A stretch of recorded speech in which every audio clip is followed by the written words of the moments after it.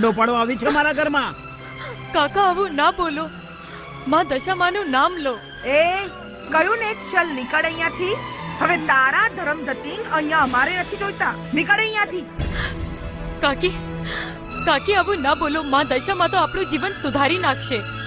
મેં તને કહ્યું ને કે તારી આ દશામાની મૂર્તિ લઈને હાલતી નહીં થા. અરે તારે જે વરત ફરત કરવા હોય કરજે, પણ બહાર જઈને. કાકી હું માં દશામાનું વ્રત જરૂર કરીશ, જરૂર કરીશ. જય માં દશામાં.